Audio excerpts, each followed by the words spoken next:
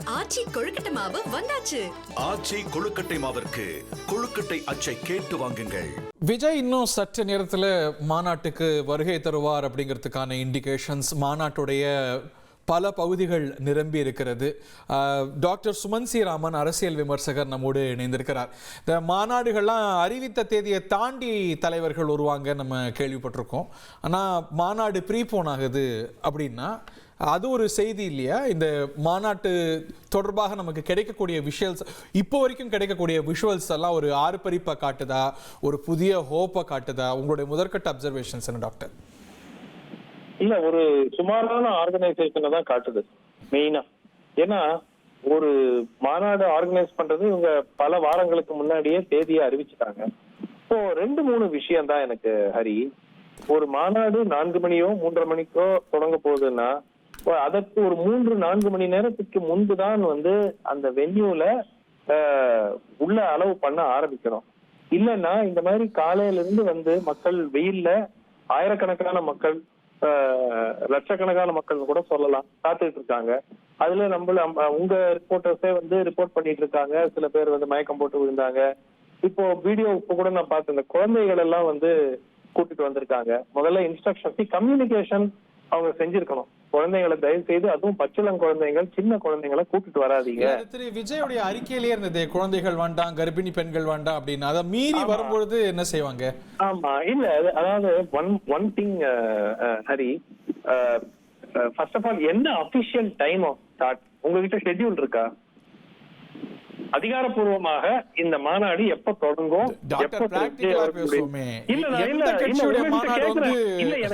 3 மணின்னு சொல்லிருக்காங்க. 3 மணின்னு சொன்னாங்க. எல்லா கட்சியும் ஒரு நேரம் சொல்லும். அதுக்கு முன்ன பின்ன இருக்கிறது இயல்பு தானே. முன்ன பின்ன இருக்கிறது தான் நார்மல். 3 மணின்னு சொன்னாங்கன்னா மெயின் தலைவர் பேச ஆரம்பிக்கிறதுக்கு 6 மணி ஆயிரும். அதுதான் நம்ம எல்லா பெரிய மாநாட்டுகளையும் நம்ம பாக்குறது. அது பொதுமக்கள், அங்க கூடுற மக்களுக்கும் அதை பத்தி ஓரளவுக்கு தெரியும். இந்த மாதிரி 3 மணின்னு போட்டாங்கன்னா ஒரு 5-6 மணி ஆகும் மெயினா யார பார்க்க வராங்களோ அவங்க பேச ஆரம்பிக்கிறதுக்குன்னு. பட் என்னை பொறுத்த வரைக்கும் இதனுடைய இன்ட்ரெஸ்ட் ரெண்டு விஷயம் இருக்கு. ஒன்று, திரு விஜயோடைய ஸ்பீச்ல என்ன சொல்ல போறாரு. 2வது, பத்திரிகையாளர்களை சந்திக்க போறாரா இல்லையா. இந்த 2 மேட்டர்ல தான் நான் மும்முரமாக காத்து கொண்டிருக்கிறேன். ஒன்று, ஸ்பீச்ல என்ன இடம் பெற போகிறது. 2வது, இந்த ஸ்பீச்ல பர்டிகுலரா தமிழ்நாட்டுக்கு அவருடைய விஷன் என்ன, அவருடைய திட்டம் என்ன. இது வரைக்கும் அது யாருக்குமே தெரியல. இன்னும் 6 மாசம் தான் 7 மாசம் தான் இருக்கு தேர்தலுக்கு. அவர் என்ன திட்டங்கள் வைத்திருக்கிறார் தமிழ்நாட்டுக்கு, அந்த கட்சியினுடைய கொள்கை நமக்கு தெரிந்த, இது வரைக்கும் தெரிந்த ஒரே கொள்கை விஜய் அவர்களை முதலமைச்சர் ஆக்கணும். இதை தாண்டி நம்ம யாருக்கும் எதுவும் தெரியாது. இல்ல, உங்களுக்கு தெரிஞ்சா சொல்லுங்க, எனக்கு தெரியல. இல்ல, எல்லா கட்சிக்கும் இருக்கிற மாதிரியான ஒரு ஈகாலிட்டேரியன் கொள்கை இல்ல, எல்லாருக்கும் எல்லாம் மத்திய அரசு எதிர்ப்பு, தத்துவம், சமூக நீதி, ஊழலற்ற ஆட்சி, இது சொல்லாத கட்சி தமிழ்நாட்டுல கிடையாது. ஏதாவது ஒரு 4 கட்சி சமூக நீதி வேண்டாம், ஊழல் தான் வேண்டும்னு சொல்ற ஒரு 3 கட்சி பேரை சொல்லுங்க பாக்கலாம். சரி, அண்ணா திமுக என்ன கொள்கை வித்தியாசம்? கொள்கை வித்தியாசம் அப்படி கொள்கையை விட திட்டங்களுங்க. நீங்க தேர்தல், ஒரு பழைய கட்சி தேர்தல் அறிக்கை கொடுக்கறதுங்கிறது வேற. ஏன்னா அவங்க ட்ராக் ரெக்கார்டை வச்சு நம்ம அவங்க ஜட்ஜ் பண்ணலாம். மக்கள் இவங்க என்ன பண்ணுவாங்க, என்ன பண்ண மாட்டாங்க, முன்னாடி என்ன பண்ணிருக்காங்க, எல்லாமே தெரிய வந்துடும். ஆனால் ஒரு புது கட்சி வரும்போது மக்களுக்கு உங்கள் திட்டங்கள் என்ன, எப்படி நீங்கள் ஒரு மாற்றம் என்று கூறுகிறீர்களே, எவ்வாறு நாங்கள் அதை இடைபோடுவது நீங்கள் மாற்றம் என்று, என்ன காரணத்தால் நீங்கள் மாற்றம், அது இதுவரைக்கும் மக்களுக்கு தெரிவிக்கல. இன்னைக்கு தெரிய வரணும் அப்படின்னு ஒரு நம்பிக்கை இருக்கிறது. பொறுத்திருந்தா பார்க்கணும். ஓகே, சோ இது ஒரு போர் ஆர்கனைசேஷன் பாக்குறீங்களா? இல்ல எல்லா மாநாடுகளையும் வீட்டுக்கு வீடு வாசப்படிங்கிற மாதிரி ஒவ்வொரு கட்சி மாநாடுகள்லயும் சின்னதும் பெரிதுமாக இஷ்யூஸ் இருக்கும், ஆர்கனைசேஷனல் இஷ்யூஸ் இருக்கும்.